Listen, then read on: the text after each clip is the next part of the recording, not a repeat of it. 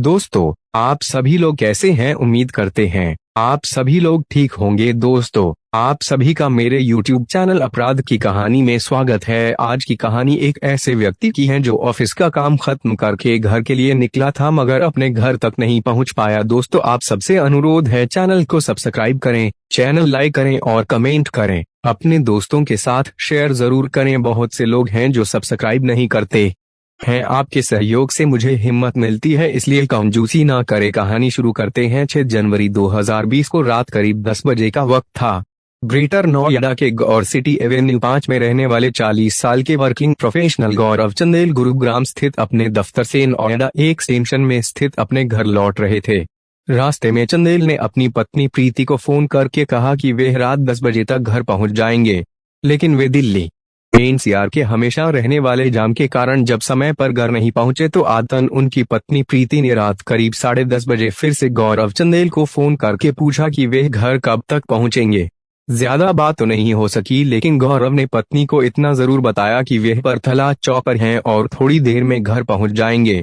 पूछने पर उन्होंने पत्नी को इतना ही बताया था कि वे इस वक्त अपनी गाड़ी के पेपर चेक करा रहे हैं। इसके बाद गौरव ने फोन डिस्कनेक्ट कर दिया, लेकिन उसके पहले प्रीति ने फोन पर दूसरी तरफ से स्पष्ट सुना था। गौरव से कोई कह रहा था कि कार सड़क किनारे ले लो। प्रीति को लगा कि शायद पुलिस वाले होंगे जो चेकिंग कर रहे होंगे। परथला चौक से चंदेल का घर महज 4 किलोमीटर ही रह गया था।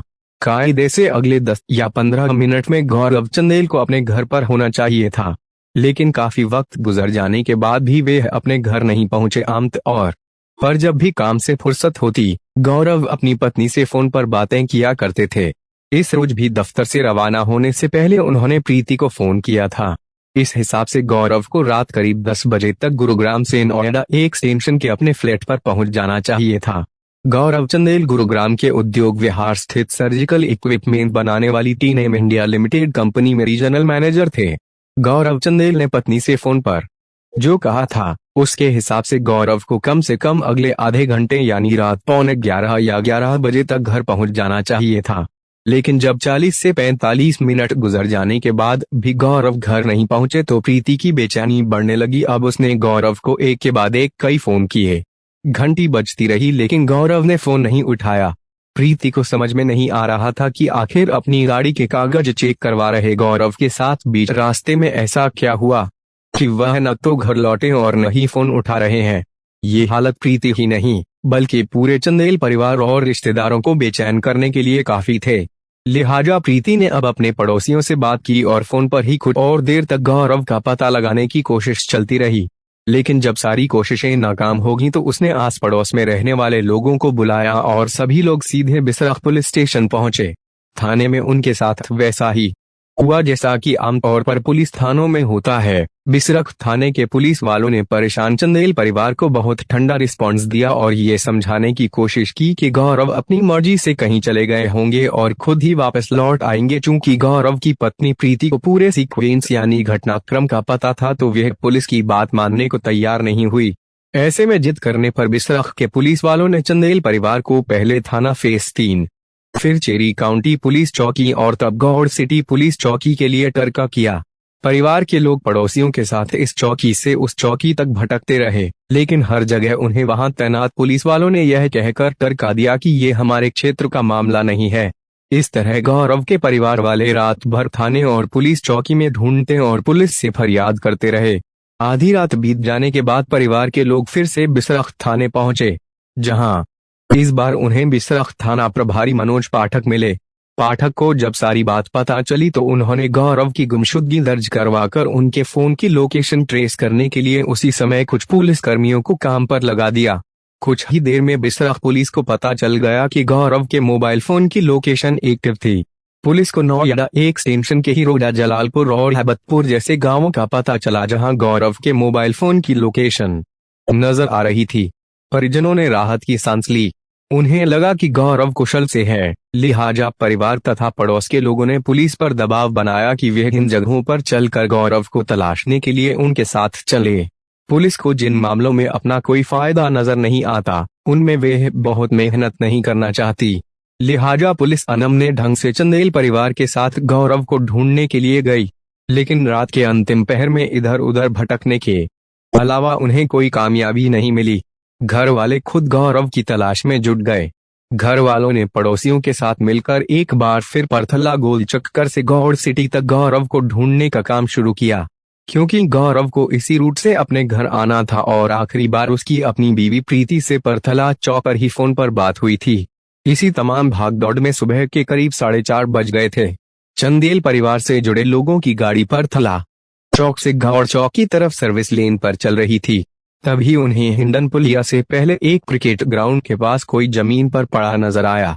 बेचैन घर वालों ने अंधेरे में उस शख्स को टटोलने की कोशिश की, लेकिन करीब पहुंचते ही सबके पैरों तले जमीन खिसक गई, क्योंकि ये गौरव ही थे जो औंधे मुंह जमीन पर पड़े थे और उनके सिर से खून निकल रहा था। यहाँ तक कि सांसें भी थम चुकी थीं। प्रीति ने पति को इस हाल में देखा तो उसके जान हलक में आ गई और वे छाती पीटकर रोने लगी। लेकिन परिवार के कुछ लोगों को फिर भी करिश्मे की उम्मीद थी, लिहाजा वे सब फौरन गौरव को नजदीक के अस्पताल लेकर गए। लेकिन वहां पहुंचते ही चिकित्सकों ने बताया कि उनकी सांसें थम चुकी हैं। गौरव की मौत की खबर पूरे चंदेल परिवार पर बिजली बनकर गिरी। रात भर गौरव को तलाशते रहे घर वालों को अब ये समझ नहीं आ रहा था कि वे करें तो क्या करें, क्योंकि गौरव तो मिल चुका था मगर जिंदा नहीं मुर्दा। कुछ परिजनों ने खुद को संयत किया और तत्काल गौरव चंदेल की हत्या की सूचना बिसरख पुलिस को दी। जैसे ही बिसरख थाना प्रभारी मनोज पाठक को गौरव चंदेल की हत्या और उनका शव मिलने की सूचना मिली, वे आनाफानन में अपने आला अधिकारियों को इसकी सूचना देकर सहयोगियों को लेकर उस निजी अस्पताल में पहुंचे जहां परिजन गौरव चंदेल को लेकर गए थे। पाठक ने अस्पताल जाकर परिजनों से पूछताछ करके जानकारी हासिल की। उन्होंने पुलिस की एक टीम को मौके पर ही आगे की कार्रवाई करने के लिए छोड़ दिया और खुद एक टीम लेकर परिवार के कुछ सदस्यों को लेकर उस जगह पहुंच गए जहां गौरव चंदेल की लाश मिली थी। घटनास्थल पर इलाके के सीओ और क्राइम टीम के लोग भी पहुंच गए। पुलिस ने घटनास्थल की फोटोग्राफी और रिकॉर्डिंग करवाई ताकि अपराधियों तक पहुंचने का कोई सुराग मिल सके, लेकिन पुलिस को कोई ऐसी चीज हाथ नहीं लगी जिससे कामयाबी मिलती। सवाल यह था कि अगर गौरव चंदेल की लाश वहां थी तो उनकी कार कहां गई। इसी सवाल का जवाब पाने के लिए पुलिस की कुछ टीमों को आसपास के इलाकों में दौड़ाया गया। एक बात साफ हो रही थी कि गौरव चंदेल की हत्या ऐसे लोगों ने की थी जिनका मकसद लूटपाट करना रहा होगा। बहरहाल पुलिस ने गौरव चंदेल की गुमशुदगी को अपराध संख्या 17 पर भारतीय दंड संहिता में लूटपाट की नीयत से हुई हत्या का मामला दर्ज कर लिया। इस की जांच का काम इंस्पेक्टर मनोज पाठक को सौंप दिया गया। इधर गौरव चंदेल की रहस्यमय ढंग से हुई गुमशुदगी और उनका शव बरामद की जानकारी मीडिया को भी लग चुकी थी, लिहाजा मीडिया ने पुलिस के खिलाफ अगले ही दिन से गौरव चंदेल हत्याकांड में बरती लापरवाही को लेकर परतें उधेड़नी शुरू कर दी। इधर उच्च अधिकारियों ने मामले के तूल पकड़ने पर न सिर्फ एसटीएफ को इस मामले का खुलासा करने की जिम्मेदारी सौंप दी बल्कि बिसरख पुलिस से एसएसपी ने जवाब तलब भी कर लिया कि किन परिस्थितियों में पुलिस ने लापरवाही बरती। इधर पुलिस जांच आगे बढ़ती रही, उधर वक्त बीतने के साथ पुलिस के खिलाफ लोगों का गुबार सामने आता रहा। नोएडा में गौरव चंदेल के परिवार को न्याय दिलाने के लिए लोग सड़कों पर उतर आए। कैंडल मार्च से लेकर पुलिस के खिलाफ विरोध प्रदर्शन शुरू हो गए। परेशानी यह थी कि गौरव अपने परिवार का इकलौता सहारा थे। परिवार में उनकी वृद्ध मां और पत्नी प्रीति के अलावा 14 साल का एक बेटा ही था। दूर के कुछ रिश्तेदार जो नोएडा या आसपास के इलाकों में रहते थे, वे ही मामले का खुलासा कराने के लिए पुलिस के पास भाग दौड़ कर रहे थे। कानून व्यवस्था को लेकर जब सवाल खड़े होते हैं तो उस पर सियासत भी शुरू हो जाती है। सरकार और पुलिस के खिलाफ विपक्षी राजनीतिक दलों ने भी सवाल खड़े करने शुरू किए तो लखनऊ से सरकार ने भी नोएडा पुलिस पर दबाव बनाना शुरू कर दिया। पुलिस भी अब तक की जांच में किसी नतीजे पर नहीं पहुंच सकी थी। सवाल यह था कि गौरव चंदेल के मोबाइल पर आखिरी कॉल रात करीब 10:30 बजे पत्नी की आई थी। तब चंदेल की लोकेशन परथला चौक थी। इसके बाद अगले कुछ घंटों में चंदेल का मोबाइल 3 अलग अलग लोकेशन बता रहा था। परथला चौक के बाद दूसरी लोकेशन हैबतपुर थी।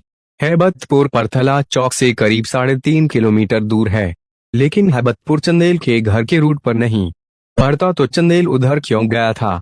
कहीं ऐसा तो नहीं उसे जबरन ले जाया गया? हैबतपुर के बाद चंदेल की दूसरी लोकेशन करीब 9 किलोमीटर दूर रोजा जलालपुर की थी। रोजा जलालपुर के बाद चंदेल के मोबाइल ने जिस आखिरी लोकेशन का पता दिया वह थी सैदुल्लापुर। रोजा जलालपुर से करीब 2.5 किलोमीटर आगे। ये तीनों ही लोकेशन मेन रोड से हटकर कच्ची सड़कों की थी और चंदेल के घर के रूट पर तो बिल्कुल भी नहीं। इन 3 लोकेशन के बाद 7 जनवरी की सुबह खुद चंदेल की लाश जिस हिंडन नदी के किनारे मिली, वे इन तीनों लोकेशन से अलग थी। इससे साफ था कि गौरव चंदेल के साथ किसी कार जाकर गिरोह ने वारदात की थी। यह अनुमान इसलिए भी लगाया जा रहा था कि अभी तक न तो गौरव चंदेल की कार मिली थी और न ही उसमें रखा लैपटॉप और मोबाइल आदि बरामद हुए थे। गौरव चंदेल का मोबाइल भी आखिरी लोकेशन मिलने के बाद से लगातार बंद चल रहा था। चूंकि पोस्टमार्टम रिपोर्ट से खुलासा हुआ था कि गौरव चंदेल के सिर में 2 गोलियां मारी गई थीं। आमतौर पर इस तरह की वारदात को लूटपाट करने वाले गिरोह ही अंजाम देते हैं। इसलिए नोएडा पुलिस ने अब सारा फोकस आसपास के इलाकों में सक्रिय उन गिरोह पर कर दिया जो कार जैकिंग और लूटपाट की वारदातों को अंजाम देते हैं। पुलिस की सबसे बड़ी परेशानी कत्ल के साथ साथ कातिल की पहचान को लेकर भी थी, क्योंकि चंदेल की पत्नी प्रीति के मुताबिक आखिरी बातचीत के दौरान चंदेल अपनी गाड़ी के कागजात दिखा रहे थे। अब कागजात पुलिस वाले ही चेक करते हैं, तो क्या चंदेल की आखिरी मुलाकात पुलिस वालों से ही हुई थी या फिर पुलिस के वेश में लुटेरे थे? पुलिस सोच रही थी कि ये काम लुटेरों के अलावा किसी और का भी हो सकता है। चंदेल के किसी दुश्मन का तो ये काम नहीं था। इस बिंदु पर भी जांच हुई, मगर कोई सुराग हाथ नहीं लगा।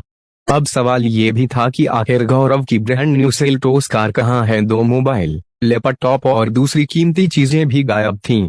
तो क्या ये मामला लूट और उसके लिए हुए कत्ल का है? अब तक की जांच में पुलिस के सामने खुलासा हुआ था कि गुरुग्राम की एक कंपनी में रीजनल मैनेजर का काम करने वाले गौरव खुशमिजाज इंसान थे। उन्हें कारों से बड़ा लगाव था और शायद यही वजह थी कि गौरव ने अपने लिए बमुश्किल महीने भर पहले हाल ही में लॉन्च हुई किया सेल्टोस कार खरीदी थी। कार खरीदने के दौरान शोरूम में खिंचवाई गई गौरव की तस्वीर उसकी खुशी और जिंदगी को लेकर उसकी उम्मीदों की गवाह बनकर रह गई है। लेकिन इसी गौरव के साथ 6 और 7 जनवरी की दरमियानी रात को जो कुछ हुआ वो भी मानो एक पहेली बनकर रह गया। गौरव चंदेल की हत्या में पुलिस की भूमिका को लेकर सवाल यूं ही नहीं उठ रहे थे। अगर वारदात की रात सचमुच ग्रेटर नोएडा पुलिस की कार्यशैली पर गौर करें तो सामने आ रहा था कि गौरव की जिंदगी बचाने के लिए पुलिस ने उस रात वह नहीं किया जो उसे करना चाहिए था, बल्कि सच्चाई तो यह है कि मोबाइल फोन की लोकेशन निकाल लेने के बावजूद सीमा विवाद में उलझी ग्रेटर नोएडा की पुलिस उसे ढूंढने के बजाय टोपी ट्रांसफर करने के खेल में उलझी रही और यही वजह रही कि नोएडा के आखिरी एसएसपी वैभव कृष्ण ने बिसरख थाने के एसएचओ से इस सिलसिले में जवाब तलब किया था। पुलिस की कई टीमें गौरव चंदेल हत्याकांड के आरोपियों तक पहुंचने के लिए लगातार काम कर रही थीं। पुलिस टीमें चंदेल की कार के अलावा उसके मोबाइल फोन को लगातार ट्रैक किया जा रहा था। इसी दौरान 15 जनवरी को अचानक सर्विलांस टीम को गौरव चंदेल का एक मोबाइल फोन एक्टिव होने का पता चला। पुलिस टीमों ने उसी रात मोबाइल की लोकेशन के आधार पर मजदूरी करने वाले एक शख्स को हिरासत में ले लिया और उससे पूछताछ की जाने लगी। पूछताछ करने पर पता चला कि वह शख्स एक फैक्ट्री में काम करने वाला मामूली सा मजदूर था। 7 जनवरी को उसे गौरव चंदेल का मोबाइल फोन लावारिस अवस्था में उस स्थान से थोड़ी दूर झाड़ियों में पड़ा मिला था जहां गौरव चंदेल की लाश मिली थी। रामकुमार नाम के इस राहगीर ने लावारिस पड़े इस मोबाइल को अपने पास रख लिया। 1 सप्ताह अपने पास रखने के बाद रामकुमार ने इस मोबाइल को 15 जनवरी की सुबह जैसे ही अपना नंबर डालकर फोन किया, बिसरख पुलिस ने उसे दबोच लिया। पुलिस ने हर बिंदु पर इस बात की पुष्टि कर ली कि रामकुमार का संबंध किसी गैंग या अपराधी गिरोह से नहीं है। पूरी संतुष्टि होने के बाद पुलिस ने उसे रिहा तो कर दिया, लेकिन न सिर्फ उसकी निगरानी शुरू कर दी बल्कि उसे यह भी ताकीद कर दिया कि पुलिस को जब भी उसकी जरूरत पड़ेगी वह पूछताछ के लिए थाने में हाजिर होगा। मोबाइल फोन की इस बरामदगी से पुलिस को गौरव चंदेल हत्याकांड की गुत्थी सुलझने की उम्मीद बढ़ गई थी। पुलिस चंदेल के मोबाइल की कॉल डिटेल्स खंगाल ही रही थी कि इसी दौरान पड़ोसी जनपद गाजियाबाद पुलिस की मसूरी थाना पुलिस को गौरव चंदेल की किया सेल्टोस कार लावारिस अवस्था में बरामद हो गई। मसूरी पुलिस ने 16 जनवरी को ग्रेटर नोएडा से लगभग 40 किलोमीटर दूर गाजियाबाद के मसूरी के आकाश नगर कॉलोनी से कार लावारिस हालत में बरामद की थी। बरामदगी के वक्त कार लॉक थी। गौरव चंदेल की car Kia Seltos number UP 38L0133 को कब्जे में लेकर पुलिस ने जांच शुरू कर दी। पुलिस ने कार की फोरेंसिक जांच भी शुरू करवा दी। हालांकि बरामद की गई कार पर नंबर प्लेट नहीं लगी हुई थी। दरअसल हत्यारों ने गाड़ी की पहचान छिपाने के लिए नंबर प्लेट तोड़ डाली थी, लेकिन कार के शीशे पर लगे गेट पास से कार के चंदेल की होने की पुष्टि हो गई। आकाश नगर में जिस मकान के बाहर यह कार खड़ी हुई थी, उसके आसपास सीसीटीवी कैमरे लगे थे।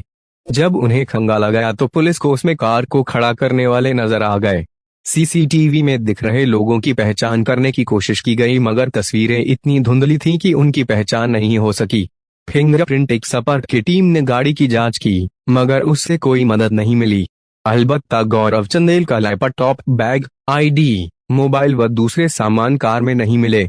इस मामले में नया ट्विस्ट तब आया जब 3 दिन बाद मसूरी थाना पुलिस ने ही आकाश नगर इलाके में गौरव चंदेल की कार से करीब 1 किलोमीटर दूर चिराग अग्रवाल नाम के एक कारोबारी की टियागो कार को बरामद किया।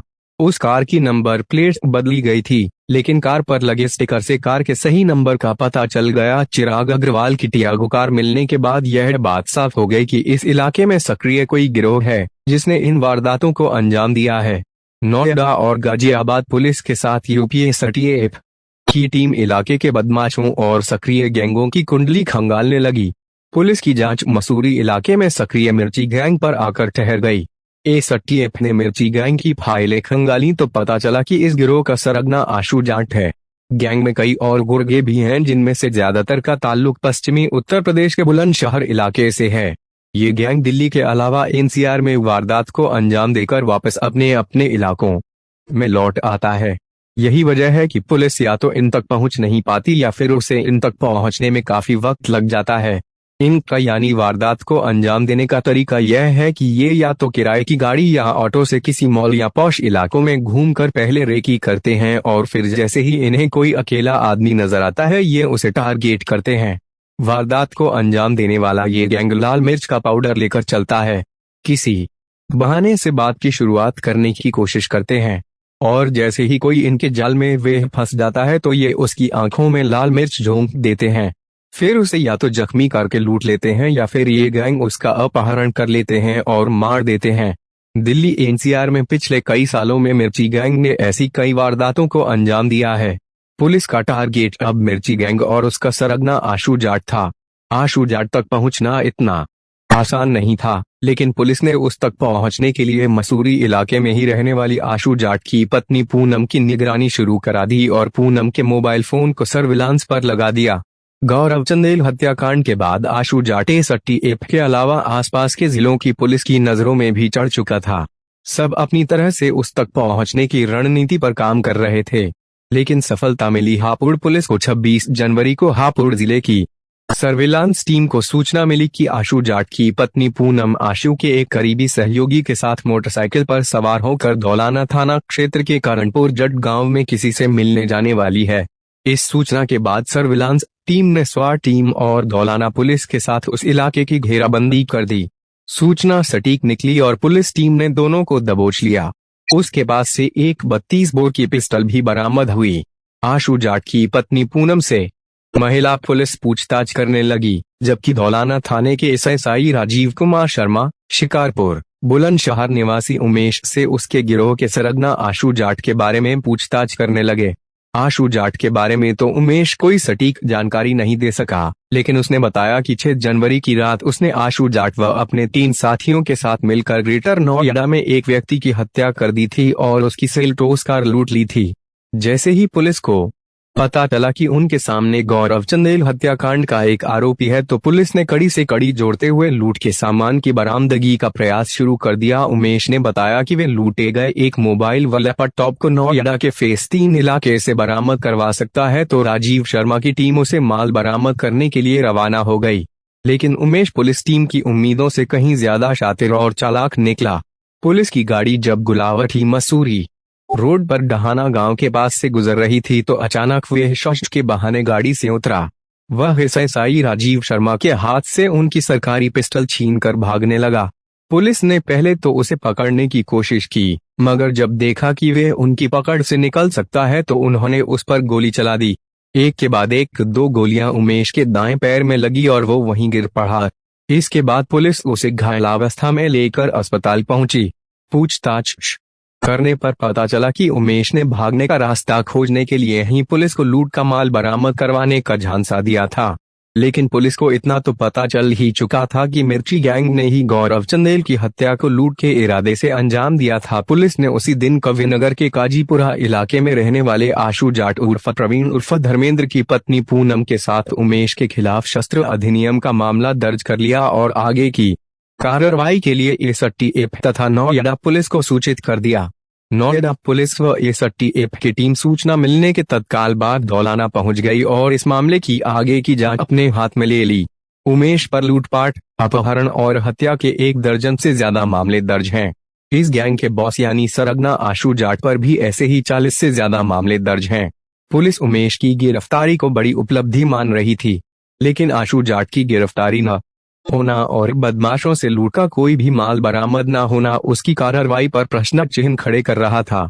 हालांकि हापुड़ पुलिस की उमेश से पूछताछ के आधार पर दावा किया था कि 6 जनवरी को नोएडा के गौरव चंदेल का कत्ल मिर्ची गैंग ने ही किया था और इस कत्ल और लूटपाट में उमेश भी शामिल था। उमेश ने पुलिस को पूछताछ में बताया था कि गौरव चंदेल वारदात वाली रात करीब 10:30 बजे हिंडन विहार स्टेडियम के करीब सड़क किनारे अपनी कार रोककर फोन पर बात कर रहे थे। उसी उमेश व उसके साथी कार के करीब पहुंचे। इसके बाद गौरव को 3 बोर के पिस्टल से 2 गोली मारी और उनकी कार लेकर मौके से फरार हो गए। हापुड़ पुलिस के मुताबिक गौरव चंदेल को जिस 3 बोर के पिस्टल से गोली मारी गई वे पिस्टल और उसके साथ 3 गोलियां भी उमेश से बरामद हो गई हैं। हापुड़ पुलिस का कहना है कि गौरव चंदेल के कत्ल का असली मास्टरमाइंड मिर्ची गैंग का सरगना आशु जाट है, जो अभी फरार है। लेकिन इतना सब होने के बाद भी नोएडा पुलिस हापुड़ पुलिस के इस दावे को लेकर चुप्पी साधे हुए है। पर क्यों, क्या हापुड़ पुलिस के दावे में कोई झोल है या फिर बात कुछ और है? मामला चूंकि समूची राज्य की पुलिस की विश्वसनीयता का है, इसलिए हो सकता है कि नोएडा पुलिस हापुड़ पुलिस के दावों पर चुप हो। नोएडा पुलिस अब इस कोशिश में है कि किसी तरह मिर्ची गैंग का सरगना आशु उसके हाथ लग जाए तो उसकी कुछ इज्जत बच सकती है। इसी इंतजार में अभी तक गौरव चंदेल के कत्ल की गुत्थी सुलझा लेने का दावा करने से पुलिस बच रही है। दूसरा, नोएडा पुलिस उमेश के बयान पर आंख मूंदकर भरोसा करने के बजाय पहले केस की सारी कड़ियों को भी जोड़ लेना चाहती है ताकि आगे फजीहत न हो। दिलचस्प बात यह है कि अपने गुड वर्क को बढ़ा चढ़ाकर बताने वाली नोएडा पुलिस न तो इस मामले में कोई जानकारी साझा कर रही है और न ही इस मामले में उसे अभी कोई दूसरी सफलता मिली है।